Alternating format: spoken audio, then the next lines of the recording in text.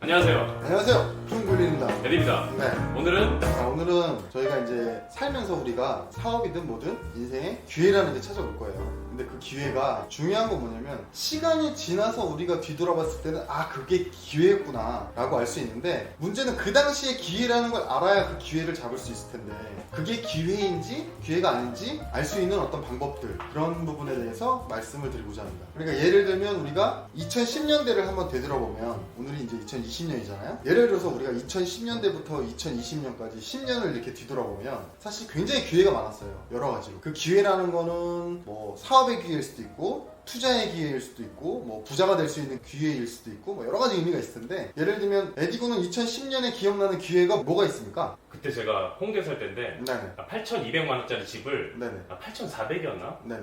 8천만 원 주고 전세를 살았거든요. 네네. 어떤 여자애가 200인가 400 주고 그 집을 샀는데 그걸 샀었어야 되는데 내가 200인가 400 주고 집을 사는 게 무슨 말이야? 집값이 8,400이었고 전세값이 전세값이 8,000이었어요. 그래서 그 여자애가 400 가지고 갭이 400밖에 없었다? 그 여자가 400 갖고 집을 샀고 저는 8,000 갖고 전세를 샀는데 응. 그 여자가 나중에 전세값을 안 돌려줘가지고 되게 힘들었습니다. 그 여성분이 돈을 벌었는지 알고 계세요? 엄청 벌었죠. 하여튼 뭐 지금 에디가 말한 건 결국 이제 부동산인 거죠. 부동산 같은 경우는 다들 아시다시피 이제 상저하고의 흐름을 보였죠. 2010년도에는 2010에서 2015년까지는 사실 크게 움직이진 않았고 어느 지역은 좀 떨어지기도 많이 떨어졌죠. 반대로 이제 2016년부터 2020년까지는 부동산이 계속 이제 많이 상승을 했죠. 시간이 지나서 보니까 결과적으로 야 한 2014, 5년에 부동산을 사놨으면 돈을 많이 벌었겠다. 이런 거는 결과론적인 얘기잖아요. 지금으로 봤을 때 중요한 건 2014, 5년, 6년 뭐 그쯤에 야, 부동산이 앞으로 가격이 오르겠다라고 예측한 사람들 혹은 그걸 감지한 사람들은 돈을 벌 수 있었겠죠. 그러니까 부동산으로 돈을 버는 게 옳으냐 그르냐 뭐 이런 건 차치하고요. 자 그런 것처럼 또 에디군 2010년도에 떠오르는 핫했던 돈 벌 수 있는 기회 뭐가 있었을까요? 그때는 뭐 비트코인의 존재를 몰랐으니까 그게 2010년대에 뜬 거죠. 그러니까 코인 같은 거는 사실 뭐 이제 코인 하시는 분들이나 코인을 긍정적으로 생각하시는 분들이 들으면 좀 기분 나쁘실 수 있겠지만 저 같은 경우는 개인적으로는 좀 실체가 없는 투자라고 생각하기 때문에 저는 좀 긍정적으로 보진 않는데 제 말이 무조건 맞다 이런 뜻은 아니고 그냥 제 뷰가 그렇다는 거고 그걸 긍정적으로 보시는 분들한테 저는 뭐 반박하고 싶진 않습니다. 어쨌든 간에 코인이라는 게 17년, 18년 되게 광풍이 불고 또 가격이 주식이나 부동산과는 비교도 안 될 정도의 가격 급등을 해버리잖아요. 막 최소 10배, 막 50배, 100배 막 이런 식으로요. 그러니까 그때 또 부자 된 분들도 많겠고 반대로 이제 털린 분들도 굉장히 많겠죠. 털린 분들이 모아서 부자가 된 분들의 재산으로 들어가는 거니까 마치 로또랑 비슷한 거죠. 로또를 예를 들어서 100만 명이 사면은 그 중에서 1등이 한 10명 나온다. 그럼 100만 명이 산 그 로또 금액을 10명한테 좀 몰아준 뭐 그런 거랑 비슷하니까 코인도 좀 그런 구조가 있었죠. 그러니까 어쨌든 코인에 투자하는 게 옳은 투자냐 그른 투자냐 이런 얘기를 하자는 게 아니라 결국에 코인의 그런 흐름을 혹은 안 사람들 뭐 그냥 운으로 딱 잡은 사람들 말고 어떤 흐름을 뭐 느끼고 뭐 투자하고 실제적으로 굉장히 좋은 어떤 실적을 거둔 그런 분들이 기회를 잡은 분들이라고 할 수 있겠죠. 에디가 말했던 것처럼 부동산 코인이 있었고 제 개인적으로 말씀을 드려보면 저는 2011년에 화장품 비즈니스를 런칭해서 2015년 한 2016년까지 이제 엑시트를 하고 좀 몇 개월 더 관리하다가 이제 아예 회사를 넘겼으니까요. 대략 한 5년 정도 화장품 비즈니스를 운영을 한 건데 그 에디군 혹시 기억나실지 모르겠지만 2010년대 그 초반에는 거의 뭐랄까 우리가 좀 중국의 등에 빨대를 꽂고 좀 쪽쪽 빨아먹으면서 우리나라가 엄청나게 급성장하는 그런 시대였습니다. 그러니까 리먼 브러더스 터지기 그 전부터 한 2005년, 6년 그때부터 한 대략 한 이 사드 터지기 전까지 대략 한 10년 될까요? 8, 9년? 그 정도는 정말 중국이 없었으면 아마 우리나라가 그 리먼 브러더스의 미국의 금융위기 사태를 이렇게 빨리 극복하지 못하지 않았을까. 중국 덕에 우리나라가 굉장히 그 여파를 좀 적게 받았는데 그만큼 중국 때문에 굉장히 급성장한 비즈니스가 몇 개가 있습니다. 그 중에 하나가 바로 화장품 비즈니스죠. 아마 여러분들 다 뉴스에서 많이 보셨을 거예요. 심지어 저는 화장품 비즈니스를 그때 하고 있었죠. 그러니까 2011년에 런칭해서 2012년, 2013년 이런 식으로 계속 매출이 성장하고 있었는데 그 당시에 예를 들어서 아모레라든가 LG생건이라든가 이런 화장품의 투탑의 주식에만 투자했어도 상당히 많은 수익이 나왔을 거고 만약에 그런 주식은 사실 너무 대표 주식인데 예를 들면 그런 거죠. 화장품주에서 그 당시에 화장품 케이스 주로 하는 업체가 있었는데 이름이 제가 지금 정확히 기억이 안 나는데 뭐 산성 LNC인가 뭐 신성인가 산성인가 하여튼 있었거든요. 저희가 나중에 이제 편집할 때 해당 기업의 주가를 저희가 첨부할 건데 굉장히 많이 올랐어요. 한 10배 정도 아마 올랐을 거예요. 케이스 업체인데 물론 지금은 이제 그때 급등 쫙 했다가 지금 많이 떨어졌죠. 많이 떨어졌는데 예를 들어서 그런 주식을 발견한다는 건 굉장히 어려운 일일 수 있어요. 화장품 케이스 회사긴 하지만 아무리 내가 화장품 업종이 잘 될 것이다 라고 한다고 그런 종목까지 발굴한다는 건 사실 쉽지 않을 수 있죠. 근데 예를 들어서 정말 화장품의 대표주 하면 아모레퍼시픽이나 엘스텐걸인데 거기에 투자를 한다거나 혹은 그 바로 서브에 있는 그런 업종들, 우리나라 화장품 제조의 양대산맥, 코스맥스라든가 한국콜마 그런 업체만 투자를 했어도 꽤 많은 수익, 최소한 2~3배 이상의 수익은 거둘 수 있었을 거예요. 근데 저는 실제로 화장품 비즈니스를 제가 하고 있는 입장에서도 화장품에 대한 정보를 여기저기서 많이 얻잖아요. 중국에서 뭐가 터졌느니, 뭐 어떤 브랜드가 터졌느니 이런 식으로. 근데도 그런 주식 투자를 안 했던 거는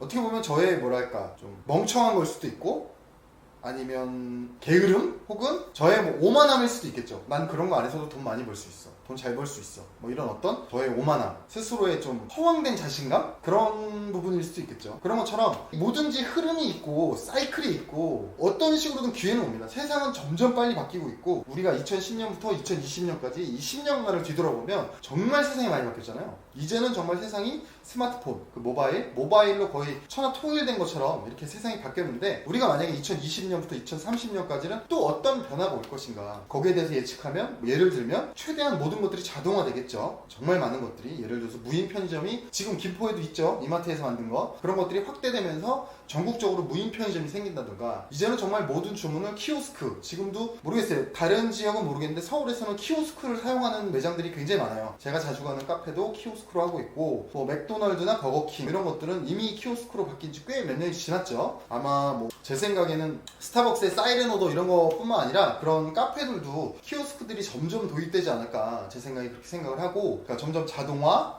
무인화 이런 변화가 올 거고 그 다음에 자율주행의 어떤 그 변화가 크게 오겠죠. 2020년부터 2030년 사이에는 자율주행이 되면 또 우리 사회가 어떻게 바뀔 것인가. 그리고 또 하나의 가장 큰 변화는 AI가 좀 우리 실생활에 활성화될 수 있는 그런 부분이 오겠죠. 2010년도 후반에 우리가 AI에 대한 얘기를 많이 했었죠. 손정희 형님이 한국에 와서도 세 마디를 했었잖아요. AI. 그래서 실제로 2010년도에는 AI가 글쎄 뭐 에디곤 주변에 AI 뭐 쓰는 거 있습니까? 시리 얘기하지 마시고요. 시리 쓰는 사람 한 번도 못 봤어요. 미국에서 많이 쓴대요.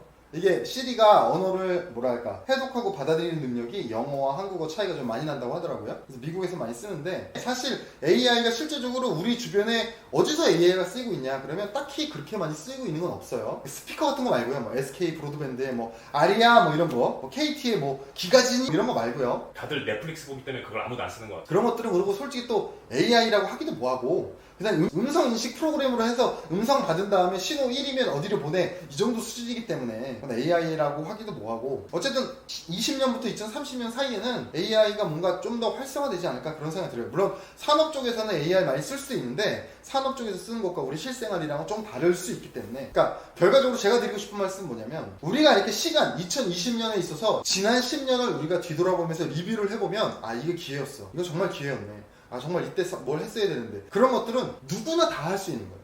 그거는 진짜 누구나 다 할 수 있고 그거는 무슨 사업에 관심 있는 분이나 경제에 관심 있는 분이나 뭐 똑똑하신 분이나 뭐 예를 들면 똑똑하지 않으신 분이나 상관없이 누구든 할 수 있는 거예요. 옛날 기사들 가져오고 시나리오 짜고 흐름대로 데이터 가지고 분석하면 누구든지 그런 결론들을 대부분 낼 수 있고 누구든 이때 이걸 했어야 되는데 이때 이걸 샀어야 되는데 이걸 이렇게 했어야 되는데 그거는 누구든지 그렇게 할 수 있는 거예요.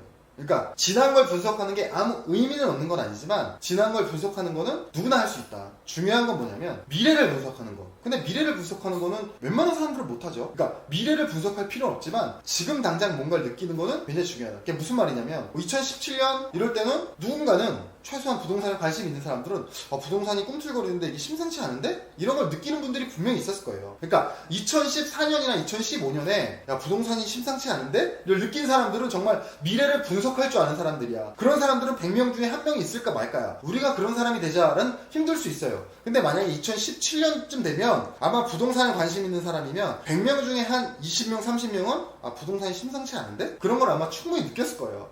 그러면 그 20명, 30명, 20, 30% 안에 드는 사람들은 부동산에 투자를 하고 돈을 많이 벌 수 있었겠죠. 부동산에 투자해서 돈을 버는 게 옳으냐 그르냐를 얘기하자는 건 아니니까 그런 얘기는 하지 마시고요. 예를 들면 그런 거예요. 그러니까 중요한 건 뭐냐면 시간이 지나서 분석해서 그랬었구나라고 하는 건 100명 중에 100명 다 할 수 있는 거고, 미래를 보면서 야 이때 뭔가 이렇게 될 것 같아 라고 미래를 보면서 하는 건 100명 중에 1명만 할 수 있는 거고. 그러면 중요한 건 뭐냐, 우리는 100명 중에 1명이 되자, 이건 불가능합니다. 저도 못하고 여러분들도 못하고 에디도 못하고 이런 건 못해요. 정말 소수.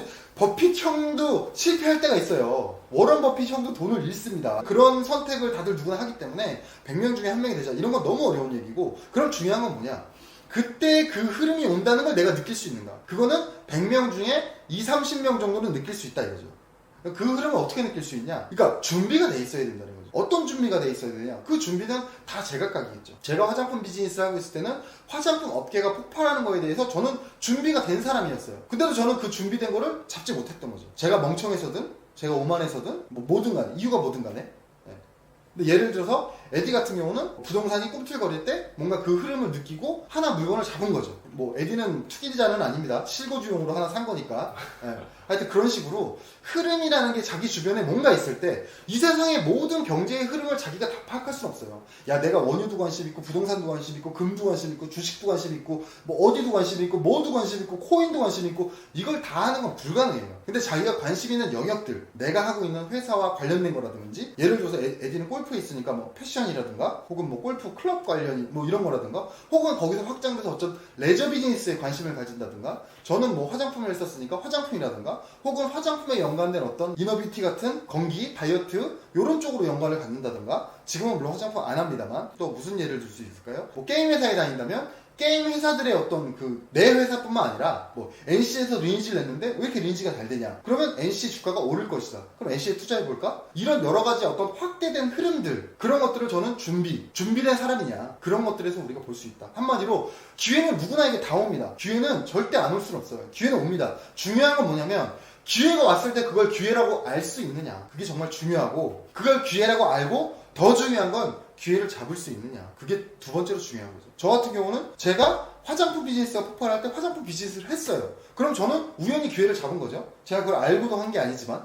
근데 화장품 비즈니스가 폭발할 때 저는 화장품 비즈니스를 해서 실제로 잘 됐어요. 그러면 제가 두 번째 기회는 화장품 뭐 주식에 투자한다던가, 혹은 뭐 중국이랑 비즈니스를 좀 더 강화한다던가, 이렇게 했어야 되는데 여러 가지 뭐 이유가 있었겠죠. 제가 게을렀던지 멍청했던지 뭐 오만했던지 뭐 그런 식으로, 그런 기회를 저는 못 잡은 거죠. 첫 번째 기회만 잡고 두 번째 기회는 못 잡은 거죠. 그러니까 제가 드리고 싶은 말씀은, 여러분들 인생에서도 언제든지 기회는 온다. 중요한 건 뭐냐면 기회가 기회인지 알 수 있느냐. 그러려면 준비된 사람이 돼야 된다. 그 준비를 어떻게 하느냐, 그건 여러분 스스로에게 달렸다. 그런 말씀을 드리고자 영상을 한번 찍어봤습니다.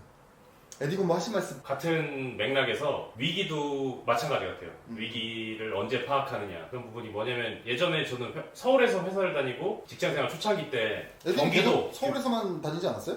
경기도에서 출퇴근할 때가 있었죠. 그건 뭐 본가에서 부모님 댁에서. 근데 서울에선 이미 증명사진을 제가 그냥 사진관에 맡기면 뽑아주는 시스템이 초창기였어요. 근데 그게 저도 서울에서 했는데, 그때 무슨 필요한 일이 생겨서 이제 부모님 집, 제가 살던 집 근처에서 제가 파일을 주고 출력해주세요 그랬더니 아저씨가 해주시긴 해주셨는데 겁나 뭐라고 하시는 거예요. 내가 이런 사람들 때문에 저 기계를 너무 몇 천만 원짜리를 샀는데 지금 점점 애들은 와가지고 사진 이렇게 해달라고 그러고 찍은 것도 아니고 뭐 하면서, 그때는 흐름은 이미 그렇게 필름 편상소가 이제 무너지는 시기였거든요. 다 디카로 되고. 증명사진이라는 게 사실은 그런 옛날 사진관이라고 했죠. 그런데 큰 수입이었을 텐데, 그건 뭐 산업이 무너지는 건 안타까운 일이지만 서울에서는 발 빠른 사람들은 오히려 그거를 막 광고했었거든요. 갖고 오면 다 해줍니다 하고, 집에서 대충 디카로 찍어오시면 출력해줍니다 할 때 그분은 막 저한테 뭐라고 하시는데, 저는 기분이 나쁘기보다 좀 그분이 좀 안타깝더라고요. 그러니까 이렇게 시대의 흐름에 따라가지 못하고 뒤처지는 그런 거 보면 그분은 또 위기를 못 느낀 거죠. 그 그러니까 뭐 큰 위기로 좋게 말하면 장인정신인데, 나쁘게 말하면 곤조나 시대의 흐름을 못 읽는 사람. 그러니까 뭐 그건 사람 누구나 똑같다고 생각해요. 저도 지금 저희도 계속 생활의 무수한 부분에서 그런 부분이 있을 거고, 그렇죠. 저희도 변하지 않는 부분이 있을 거고, 그렇죠. 나이를 먹는 거니까. 네.